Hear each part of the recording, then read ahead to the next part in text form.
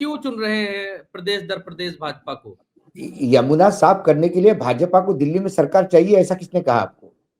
केंद्र में उनकी सरकार है। एनवायरमेंट मंत्रालय ये है पूरा। कंकरेंट लिस्ट में है, और केंद्र का एनवायरमेंट में जो कानून होता है वो सर्वोपरि माना जाता है। सवाल वो नहीं है। सवाल क्या दिल्ली के लोगों ने यमुना के लिए और कूड़े के ढेर के लिए वोट दिया क्या? सवाल वो है कि लोगों ने वोट काय के लिए दिया? लोगों ने वोट दिया 21 रुपए के लिए, लोगों ने वोट दिया 2 सिलेंडर के लिए। अब उनमें से कितना मिलता है, क्या मिलता है, कुछ पता नहीं। महाराष्ट्र में चुनाव के दौरान 6,000 रुपए क्विंटल सोयाबीन को रेट दूंगा सरकार आने दो, ये बोला था। सरकार आ गई, सोयाबीन 3500 में बिक रहा है, 4,812 एमएसपी है, उसको भी नहीं कोई खरीद रहा है। जनता मूर्ख है। जनता फिर इंतजार करेगी, अगली बार फिर 8,000 का लॉलीपॉप दिया जाएगा, फिर ठप्पा लगाएगा। सवाल यह है कि जवाबदेही किस पार्टी की? जो आप बोलते हो महाराष्ट्र में 2100 रुपए, यहाँ पे 2100 रुपए बोला ना बीजेपी ने, महाराष्ट्र में भी 2100 रुपए बोला गया था। अभी जो हफ्ता गया वो 1500 रुपए का गया, और उसमें भी 5 लाख महिलाओं को वापस किया, क्योंकि बोले नहीं नहीं अभी वो नई उसमें फिल्टर्स लगे कि आपको ये योजना है। तो फिर स्टार्टिंग में जब चुनाव के पहले जब आपने योजना लागू की थी, तब आपने क्यों सबको पैसा दिया? तब क्यों नहीं एक प्रारूप तय किया कि किसको मिलना चाहिए, किसको नहीं मिलना चाहिए? सत्ता में आने के बाद आपने तय कर लिया कि इनको नहीं देंगे, इनको नहीं देंगे। 5 लाख महिलाएं अभी गायब हो गई है, मतलब लिस्ट से निकाली गई है, और फिर निकलेगी अभी। तो सरकार ये छलावा करती है, राजनीतिक दल। जनता छलावे में आती है, जो छलावे में आती है तो जनता भुगत रही है। महाराष्ट्र की जनता, किसान रोज गाली दे रहा है, कोई फर्क नहीं पड़ता, 5 साल के लिए सरकार बम बम बम है। फिर चुनाव के दौरान फिर 8,000 रुपए का लॉलीपॉप दिया जाएगा। प्रधानमंत्री ने 2014 के बाद कौन सा वादा पूरा किया, मुझे बताइए। आप एक वादा बताइए। 370 मत बताइए, राम मंदिर मत बताइए। राम मंदिर तो बना सुप्रीम कोर्ट केस में, और 370 हटा ही नहीं है अभी। 370 अभी भी कॉन्स्टिट्यूशन में, सिर्फ सेक्शन बी हटा है। ऐसी कई चीजें हैं। तो कुल मिलाकर जनता को कुछ नहीं होगा। एक जाएगा दूसरा आएगा। सापनाथ और नागनाथ की जोड़ी रहती है, या तो सापनाथ आता है या नागनाथ आता है। और ये जनता की किस्मत है, क्योंकि जनता ने एक्सपेरिमेंट किया, ऐसा नहीं।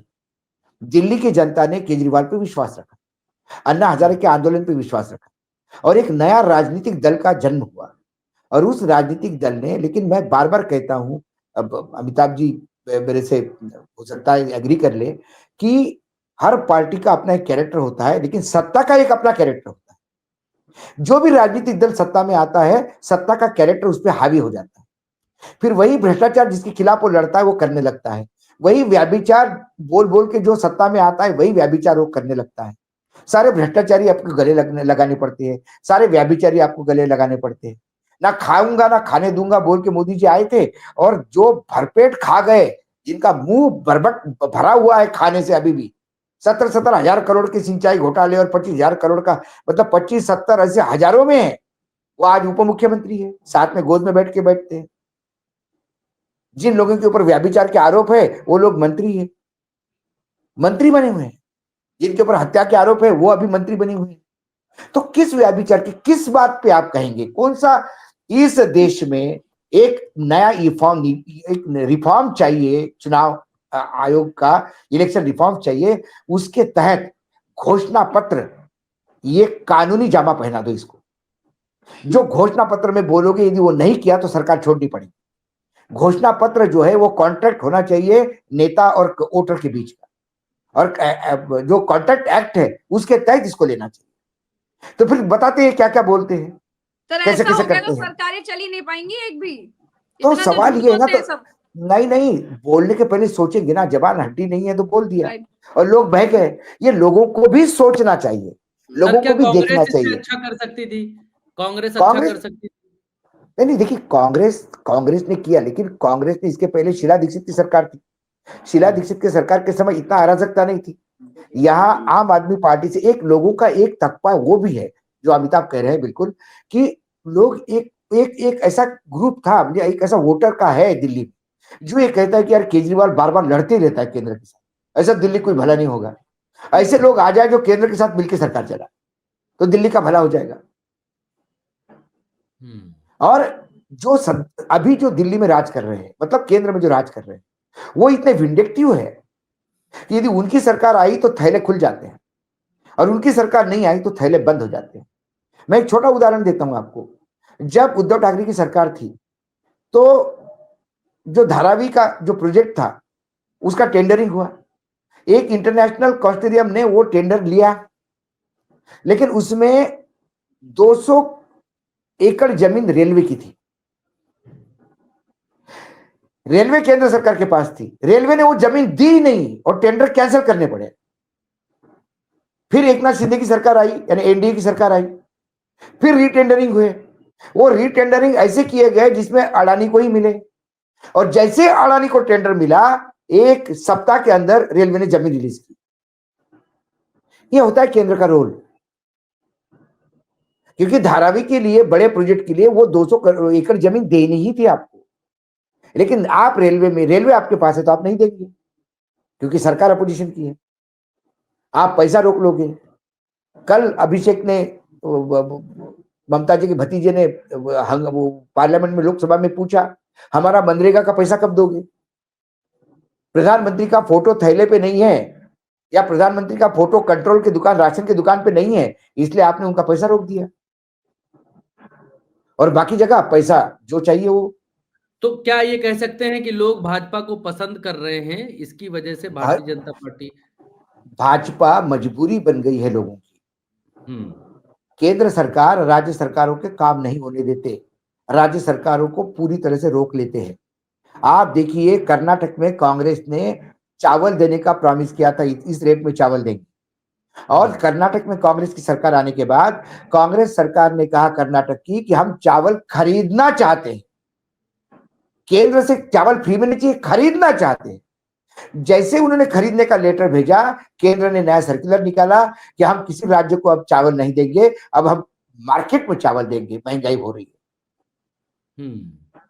आखिर उनको दूसरे तेलंगाना और बाकी आसपास के राज्यों से चावल खरीदना पड़ा, प्राइवेट अब सेक्टर आम से चावल आदमी पार्टी खरीदना और पड़ा। कांग्रेस को इस दिल्ली के चुनाव के बाद, क्योंकि हर चुनाव के बाद एक नया मील का पत्थर हो जाता है, महाराष्ट्र के बाद नया कुछ सीखने को मिला, हरियाणा के बाद नया कुछ, अब इस चुनाव से ये दोनों पार्टियां क्या सीखेंगी, या इंडिया का जो अलायंस है क्या सीख रहा है, क्या सीखने कांग्रेस कोई सीखेगी ऐसा मुझे नहीं लगता। कांग्रेस लगातार चुनाव हारने के बाद भी नहीं सीखती, तो उसको कोई सीख नहीं। कांग्रेस ने तो अब तय कर लिया है कि जब बीजेपी अपने आप चली जाएगी तब वो सत्ता में आएंगे, अब कांग्रेस कोई सीखने के परे है। रही आम आदमी पार्टी को आत्मावलोकन करना पड़ेगा, क्योंकि आम आदमी पार्टी सत्ता में आने के बाद पहली बड़ी डिफीट है। वो लगातार दिल्ली में थे, दिल्ली में डिफीट मिली, एक बार उन्होंने सरकार पंजाब में बनाई, पंजाब में सरकार बनाई, अब पंजाब में अगला चुनाव बताएगा कि सरकार रहती है जाती है, लेकिन दिल्ली और पंजाब दोनों जगह उनकी सरकारें थी, एक सरकार उन्होंने खोई है। उन्हें आत्मावलोकन करना होगा, उन्हें अपने कैडर पे काम करना होगा, उन्हें अपने अरोगेंस पे काम करना होगा, और उन्हें नरेशन डेवलप करने में काम करना होगा, जो उसका फोर्टे था। एक समय अरविंद केजरीवाल बोलते थे और परसेप्शन बनता था, आजकल अरविंद केजरीवाल को लोगों ने परसेप्शन बना दिया कि ये भ्रष्ट है, उससे बाहर आना होगा, उससे बीजेपी के ट्रैप में खेलने के बजाय अपना परसेप्शन बनाना होगा। बंगले वाला मामला ज्यादा डेंट कर गया, मतलब आपके कहने का ज्यादा डेंट कर गया, लेकिन वो बता सकते थे कि ऐसे कई मंत्रियों के बंगले जिसपे ज्यादा खर्चा होता है। 16 लाख का सूट पहनने वाला आदमी क्या बताएगा कि किसने कैसा आशीष महल में रहता है। सही बात है। ऐसे कई परसेप्शन के जिसके जवाब दिए जाते थे, और केजरीवाल को चाटुकारों से दूर रहना होगा। केजरीवाल को उन चाटुकारों से भी दूर रहना होगा जो मीडिया के मित्र हैं हमारे, जो बड़े बड़े पैकेज लेके आते हैं कि हम आपको अपने सर्वे में जितवा देंगे तो आप जीत जाओगे। सर्वे में चुनाव नहीं जीते जाते, उन्हें आलोचक भी चाहिए, आपके जैसे भरत जो कहे कि नहीं स्थिति आपकी खराब है, आप जरा समझ लीजिएगा। लेकिन फिर आलोचक किसको चाहिए? आज तो 8-8 लोगों को टेबल पर बैठ के इंटरव्यू देते हैं और अपने आप को लगता है कि उनको चुनाव जीत गया, और फिर वो सर्वे आते हैं कि बम्पर जीत होगी, भूतो न भविष्यति। अरे क्या, कौन सा जीत रहा है? या आप किससे लड़ रहे हो? आप चुनाव आयोग से लड़ रहे हो, आप बीजेपी से लड़ रहे हो, आप पैसे से लड़ रहे हो, आप तमाम कुकर्मों से लड़ रहे हो, फिर आप अपने एंटी इनकम्बेंसी से लड़ रहे हो, आप अपने खुद के जो ईगो अपने पाल के रखे वो आपके आड़े हाथ आ रहा है, उससे लड़ रहे हो,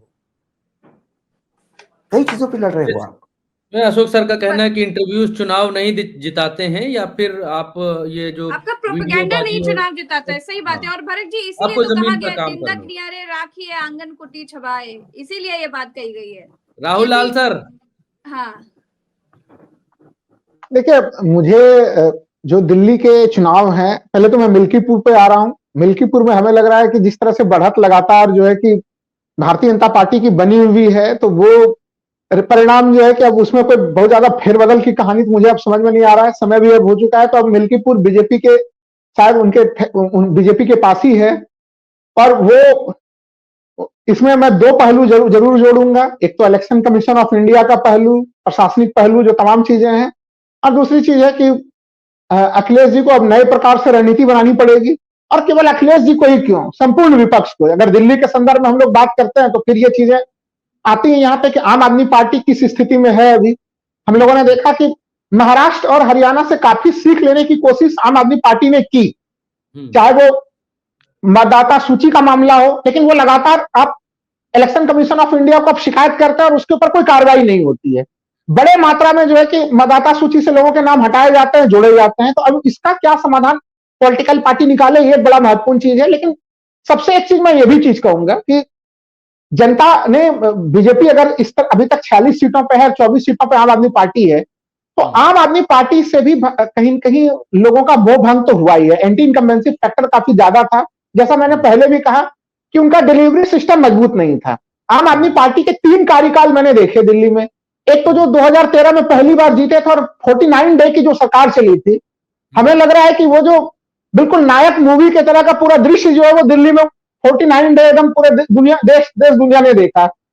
और उसी 49 दिनों के मजबूत कामकाज के कारण 2015 में उनको 67 सीटें मिली। तो लेकिन 2015 में भी फिर भी आपको लोगों ने आपके ऊपर विश्वास किया, लेकिन 2020 के बाद से ये सरकार काम नहीं कर रही थी। आप केवल ये आरोप लगा रहे थे कि भारतीय जनता पार्टी हमें काम नहीं करने दे रही। आम आदमी पार्टी लगातार यही आरोप लगाते रह गई। यही माइनस पॉइंट रहा क्या आम आदमी पार्टी का, कि आप खुद को कमजोर दिखा रहे थे? देखिए, उनको लगा कि ये विक्टिम कार्ड उन्हें लाभ करेगा। ये विक्टिम कार्ड पहले उन्हें लाभ कर भी रहा था, लेकिन अंततः लोगों को जो कई सारी चीजें यहाँ पे उठ के आई कि 2020 में जैसे चुनाव होता है और आप 62 सीट जीतते हैं और सरकार बनाते हैं, उसके बाद दिल्ली में दंगे होते हैं। दिल्ली में दंगे होते हैं, ठीक है कि कानून व्यवस्था की स्थिति दिल्ली सरकार के पास नहीं थी, लेकिन दिल्ली के मुख्यमंत्री को दंगा पीड़ितों के पास जाने के लिए किसने मना किया था? राहत पुनर्वास को बहुत युद्ध स्तर पर चलाने के लिए किसने मना किया था? ये कुछ ऐसी चीजें थी जिस उसी समय से कहीं कहीं अल्पसंख्यक वोटों के बीच में थोड़ी एक उनके प्रति एक नाराजगी वाली स्थिति पहली बार बनी थी, सीए एनआरसी के आंदोलन के दरमियान में और दिल्ली के दंगों के दरमियान में। तो और आपको याद हो गुजरात चुनाव के दरमियान में तो केजरीवाल जी ने वो भी घोषणा कर दी थी कि नोटों पर जो है कि लक्ष्मी जी की तस्वीर होनी चाहिए, गांधी जी की तस्वीर के बदले में। तो अब भरत जी, आप लक्ष्मी जी की तस्वीर छापने का मसला समझ नहीं आया, ये क्यों बोल रहे थे? वो देखिए, वो ये संबोधित करना चाह रहे हैं, तो लक्ष्मी जी को छाप दो। ये भरत जी, आप देखिए, वो कहीं कहीं भारतीय जनता पार्टी के हिंदुत्व को हिंदुत्व से ही टक्कर देना चाहते थे कि भाई हम भी केवल भारतीय जनता पार्टी को ही आप तब देखिए, आप हिंदुत्व की दृष्टि से देखते हैं तो आम आदमी पार्टी को भी देखिए। तो अब जो अभी हम लोग लगातार चर्चा कर रहे हैं कि भरत जी, अगर असली मौजूद है फिर नकली मॉडल के पास कोई क्यों जाए?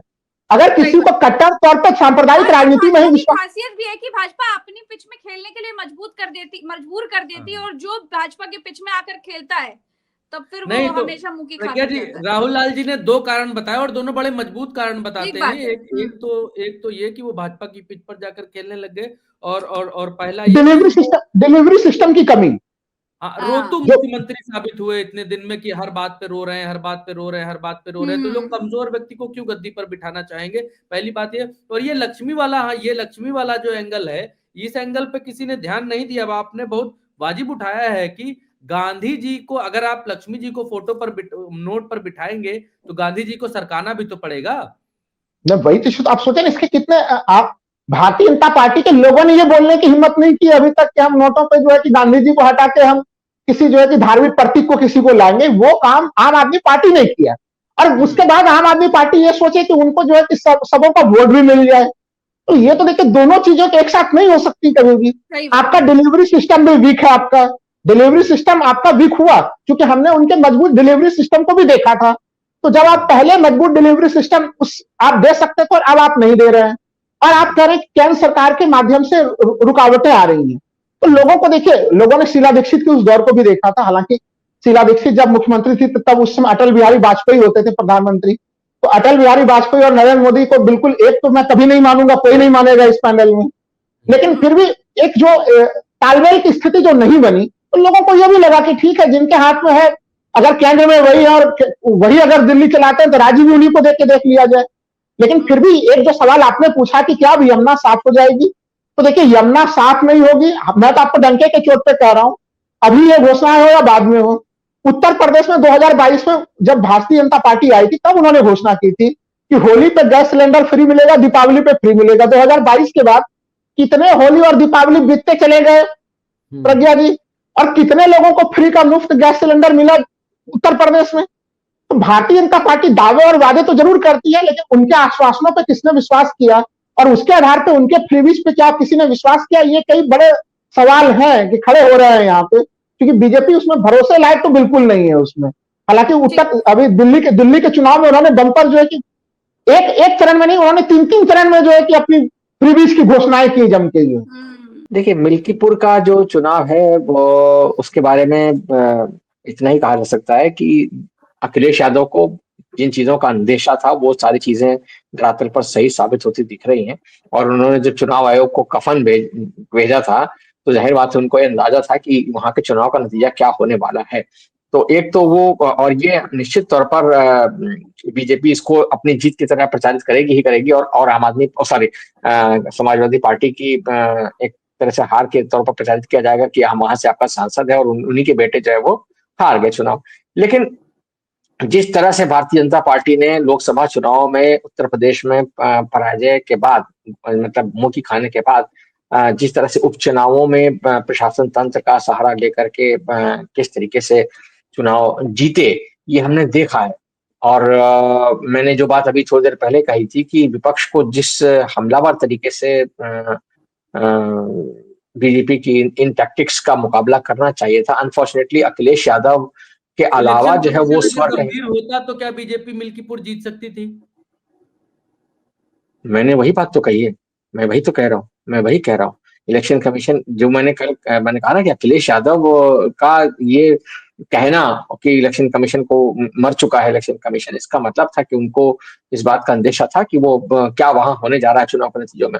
तो वो जो चीज है वो कुल मिलाकर के मैं ये कहना चाहता हूँ विपक्ष को, देखिए जिस तंत्र से आप लड़ रहे हैं, आपको ये मालूम हो जाना चाहिए। अब तक 10 साल 11 साल हो गए, अब अगर अभी भी आपको ये नहीं समझ में आ रहा है कि सारी संस्थाओं पर किस तरह से कब्जा कर लिया गया है, सारे संसाधनों पर किस तरह से कब्जा कर लिया गया है, सब कुछ कैसे हो गया, और आप अगर ये सोच करके बैठे हैं कि चुनाव दर चुनाव आप जो है वो एक सेपरेट लड़ाई छेड़ेंगे और आप जीत जाएंगे, तो कभी हो सकता है आप जीत जाए, कभी हो सकता है आप हार जाए, ज्यादातर हार ही रहे हैं आप चुनाव में। होता क्या है कि एक चुनाव जब विपक्ष कोई जीत लेता है, चाहे वो विधानसभा को चुनाव हो चाहे लोकसभा के चुनाव में कोई जीता जाए, तो लोग बहुत ज्यादा खुशफहमी में आ जाते हैं। जैसे कि आपने बीजेपी को 300 के मार्क से 400 के मार्क से पीछे रोक दिया लोकसभा में, तो यहाँ सब हल्ला हो गया कि साहब हमने देखिए क्या कमाल कर दिया। लेकिन आप सरकार बनाने से तो नहीं रोक पाए बीजेपी को, और अंततः यही होगा कि मोदी अपनी कंसोलिडेशन में लगातार लगे हुए हैं और वो अपने आप को कंसोलिडेट कर लेंगे। दिल्ली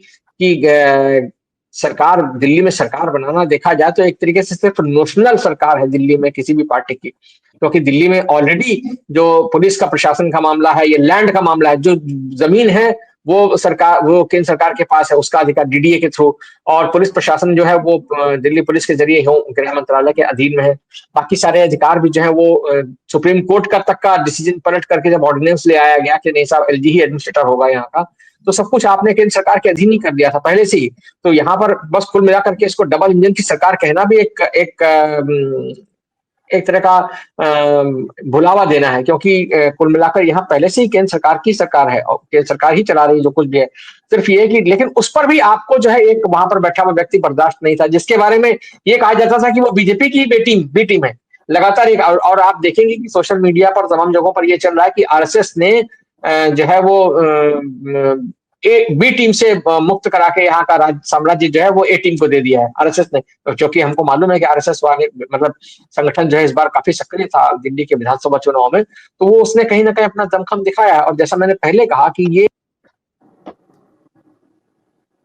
पे सिर्फ बीजेपी की जो तिकड़मबाजियां जिनको हम कहते हैं, आप ये कह सकते हैं कि साहब चुनाव आयोग उनके कब्जे में है, ईडी उनके पास है, ये है वो है फलाना ढिमकाना, लेकिन आप ये भी देखिए कि आपने क्या किया, यानी आपने भी विपक्ष की जो रणनीतियां, जैसे कि मैंने पहले कहा कि अरविंद केजरीवाल ने जो प्रोजेक्शन अपना किया था अपनी इमेज का, जब आप आए थे तो आप एक सीधे साधे एक आम आदमी की तरह आए थे और आपने आम आदमी पार्टी बनाई थी, उससे कितने बड़े बड़े लोग जुड़े थे और किस उम्मीद के साथ जुड़े थे कि भाई ये एक नए तरह की राजनीति आएगी, नए तरह की स्वच्छ राजनीति की शुरुआत होगी। लेकिन आप भी उन्हीं सब पैतरेबाजियों में फंस गए, आप भी हनुमान चालीसा और सुंदरकांड का पाठ कराने लग गए कि नहीं मुझे बीजेपी का मुकाबला करना है तो मैं भी हनुमान चालीसा और सुंदरकांड का पाठ कराऊंगा। तो आप भी जब उसी राजनीति के पैतरे में फंसेंगे तो फिर आप ये उम्मीद कैसे कर सकते हैं कि दिल्ली का मुस्लिम वोटर जो है वो आपको झुआ भर के वोट दे देगा। फिर अल्टीमेटली अगर उसको यही सब देखना तो फिर बीजेपी की गोद में जाके क्यों नहीं बैठे, जहां उसको शांति मिलेगी ना, कम से कम जहां उसको सुरक्षा का तो एतबार है, जहां उसको 5 किलो अनाज का तो एतबार है, जहां उसको सब कुछ जो सुविधाएं मिलनी उसका तो एतबार है ना। तो वो आपसे क्यों, आपके वादे पर क्यों जिए। तो ये जो चीज है ना, तो वो जो गालिब का शेर है कि जो खुशी से मर ना जाते अगर एतबार होता, कि तेरे वादे पर जिए हम तो ये जान झूठ जाना, कि खुशी से मर ना जाते जो है एतबार होता। तो ये जो एतबार वाली बात है, ये ना एतबारी, ये आप ये समझिए कि ना एतबारी जो है ये वोटर की बहुत बुरी तरीके से हार रहे हैं। आपका पहला बिल्कुल हारेंगे ही। नवीन नेगी ने जब मनीष सिसोदिया को पानी पिला दिया था वहां पर, तो अवध ओझा की क्या हैसियत है। अवध ओझा अभी पार्टी में है और उनकी ऐसी कोई कैपिटल नहीं है पॉलिटिकल लीडर के तौर पर। मनीष सिसोदिया का कम से कम एक कहना चाहिए कि उन्होंने एक पूंजी इकट्ठा की थी अरविंद केजरीवाल के साथ में, एनजीओ में काम करके, फिर अपना एक भ्रष्टाचार विरोधी आंदोलन में साथ लेकर के, फिर आम आदमी पार्टी के नेता के तौर पर, और फिर वो उस इलाके के रहने वाले थे, सब कुछ था। तो बात कुल मिलाकर के यहाँ पर प्रक्रिया ये है कि जो आप राजनीति करना चाहते हैं, भारतीय जनता पार्टी जो राजनीति करना चाहती है उस राजनीति को बड़े दमखम के साथ करती है और बिना किसी इमेज की डर के करती है। उसको अगर हिंदुत्व की राजनीति करनी है तो एकदम ताल ठोक करके करती है। वो कहती है कि नहीं साहब जय श्री राम जय श्री राम। आप जो है वो दबे छुपे जय श्री राम करते हो। आप अपने आप को साबित करना चाहते हो कि हम भी हिंदू हो, हम भी कोई कम हिंदू नहीं, चाहे राहुल गांधी हो चाहे अरविंद केजरीवाल हो। राहुल गांधी भी जले उधारी हिंदू बन जाते हैं गुजरात में जब चुनाव करते हैं। तो ये सब चीजें अगर आपने ये हार के तमाम कारणों में अमिताभ जी को हार का सबसे बड़ा कारण ये नजर आता है कि आम आदमी पार्टी खुलकर सामने नहीं आई और वो दिखाती रही। नहीं ऐसा नहीं। मैं ये बता रहा हूं कि आपकी जो छवि प्रोजेक्ट करना चाहते हैं, आप कहना चाहते हैं कि हम समावेशी हैं, आप दिखाना चाहते हैं कि हम समावेशी हैं, कि हम हिंदू भी हैं मुसलमान भी, यानी इफ्तार में हम जो है वो मुसलमानों की गोल टोपी पहनकर पहुंच जाते हैं। और लेकिन जब शाहीन बाग होता है, जब सीए का आंदोलन होता है, तब आम आदमी पार्टी चुप्पी साध देती है। जब दिल्ली में दंगे होते हैं तब आम आदमी पार्टी जो है वो ढुलमुल रवैया अपनाती है। तो फिर कैसे आपका काम, तो फिर कैसे आप समावेशी बनेंगे। तो आप ये नहीं कर सकते। देखिए क्या है भरत, और हमको ये समझना चाहिए, वोटर जो है वो इतना मूर्ख नहीं जितना हम समझते हैं। मैंने जो कहा कि अगर उसको हिंदुत्व की राजनीति में ही शरण पाना है अंततः, तो फिर वहीं जाकर बैठेगा ना, फिर वो आपके पास क्यों आएगा। आपने जो, और दूसरी बात, आपने जो विकास का वादा किया, आपने वो डिलीवरी नहीं की। आपने यमुना का पानी साफ नहीं किया, आपने पीने का पानी साफ नहीं किया। आपके वोटर को अगर ये शिकायत है कि पीने का पानी साफ नहीं है, आपके वोटर को अगर ये शिकायत है कि दिल्ली में जो बस सर्विस है वो आपकी उसमें इंप्रूवमेंट नहीं हुआ, तो वो कहीं ना कहीं वो भी आपको देखना पड़ेगा। जो बात अभी राहुल जी ने कही वो भी अपने आप में एक मायने रखती है कि भाई आपने नई बसें नहीं खरीदी, आपने जो लोगों की सुविधाओं के लिए जो बातें कही थी, आप सिर्फ ये कह करके भारत की आप जो है तीर्थ यात्राएं करवा रहे हैं बुजुर्गों को, और ये कर रहे हैं, आपका बेटा आपका भाई ये कर देगा, ऐसे नहीं होता। आप एक चुनाव जीत सकते हैं, 2 चुनाव जीत सकते हैं, लेकिन निरंतर इन्हीं पैतरेबाजियों से आप चुनाव जीतते चले जाएंगे, ऐसा नहीं होगा। और फिर आप ये भी तो समझिए कि आपका जो प्रतिपक्षी है वो भी आपकी चालें भांप रहा है और आपकी चालें भांप करके अपनी चालों को मजबूत करा। तो बीजेपी ने इस बार आपसे ज्यादा पैसा देने की बात की। आपने अरविंद केजरीवाल ने अगर 2100 रुपए कहे थे तो उन्होंने 2500 दे दिए। उन्होंने गर्भवती महिलाओं के लिए 25,000 रुपया दिया, उन्होंने 2 फ्री सिलेंडर दे दिए सब। और वो कह रहे हैं कि भाई 8 मार्च को हम सबको दे देंगे। 8 मार्च, अब तो उनकी सरकार बनती दिख रही है, और दिख रही है बनती हुई सरकार, तो इसलिए नेचुरली वोटर को ये भरोसा होगा, और उनको ये भी भरोसा होगा कि लोकसभा में भी बीजेपी है और दिल्ली में भी बीजेपी है, और एमसीडी में भी अब देखिएगा हो जाएगा। और उसका नतीजा क्या होगा, इस सब का नतीजा क्या होगा, इसका नतीजा ये होगा कि इंडिया अलायंस में केजरीवाल की पोजीशन तो वल्नरेबल होगी, पंजाब की सरकार पर भी खतरा मंडराएगा, और आगे जो इनकी राष्ट्रीय राजनीति की जो एक बहुत सारी हसरतें थी उन पर भी कहीं ना कहीं आप देखिएगा बहुत कुठाराघात होगा, और इंडिया अलायंस के भीतर तोड़फोड़ भी हो सकती है। जो बात उमर अब्दुल्ला ने कही है कि और लड़ो आपस में। तो हाँ, बोलिए भरत, आप कुछ कहना चाहते हैं। 2 सवाल रह गए, केवल 2 सवाल छोटे छोटे। पहला ये कि क्या आपको लगता है कि अब बीजेपी आएगी तो दिल्ली में जो सबसे बड़ा कूड़े का ढेर है वो हटा देगी और गंगा की तरह उस यमुना को भी साफ कर देगी? पहला एक। दूसरा कि आपको आम आदमी पार्टी की हार का तमाम कारणों में से एक मेन कारण क्या लगता है? भाई ये 2 सवाल। देखिए, पहले दूसरे सवाल का जवाब पहले देता हूं। जो आपने आम आदमी पार्टी की हार का एक कारण, देखिए सबसे पहली बात यह है कि परसेप्शन का असर पड़ा है। आम आदमी पार्टी का परसेप्शन जो है 2020 के मुकाबले 2025 में गिरा है, खराब हुआ, और उसके बहुत हद तक जिम्मेदार खुद आम आदमी पार्टी है, उसकी एरोगेंस है। मैंने पहले भी कहा कि अरविंद केजरीवाल जब ये कहते थे कि मैं जेल से सरकार चलाऊंगा, तो लोगों के मन में कहीं ना कहीं ये बात आई कि भाई अगर आप जो है वो दूसरों पर आरोप लगाते थे, शूट एंड स्कूट करते थे, एरोगेंस जो है उसने नुकसान पहुंचाया। परसेप्शन की लड़ाई में आम आदमी पार्टी जो है वो पिछड़ी है और वो अपनी छवि को जो है बरकरार नहीं रख पाई। आपके बहुत सारे साथी जो आपके साथ अच्छे जुड़े थे, चाहे योगेंद्र यादव हो, चाहे प्रशांत भूषण हो, तमाम सारे लोग जो आपको छोड़ करके चले गए क्योंकि आपकी राजनीति में कहीं ना कहीं उनको गंदलापन नजर आया। तो वो उसने आपको जो है इन द लॉन्ग रन आपको उसको नुकसान पहुंचाना ही था और उसने नुकसान पहुंचाया आपको। दूसरी बात जो आपने हाँ, क्या यमुना साफ हो जाएगी और दिल्ली अब बम बम हो जाएगी भाजपा के आने के बाद? नहीं होगी, देखिए नहीं होगी वो, ये बिल्कुल नहीं होगा। ये समझ लेना एक तरह का कहना चाहिए भुलावा अगेन भुलावा है। देखिए क्योंकि देश भर में तो वो नहीं हो गया कि जो भारतीय जनता पार्टी ने प्रॉमिस किया था, देश में कोई रामराज नहीं कायम हो गया है। तो ये जब देश में नहीं हुआ तो यहाँ कैसे हो जाएगा? तो ये जो है ये यमुना जो है भाई देश में, भाई आपने इतना बड़ा नमामि गंगे योजना चलाई, सब कुछ चलाया, तो क्या गंगा बनारस में साफ हो गई? क्या सब जगह गंगा की सफाई हो गई? क्या ऐसा नहीं हुआ ना। बहुत देश भ्रष्टाचार मुक्त नहीं हो गया है, तो ऐसा कुछ नहीं हुआ है। लेकिन ये कि वोटर जो है जिन आधार पर वोट दे रहा है, भाई आपने एक बड़े तबके को 5 किलो अनाज पर टिका रखा है, आपने एक बड़े तबके को फ्रीबीज पर टिका रखा है, तो रेवड़ियां जिनको आप दूसरों के लिए कह सकते हैं।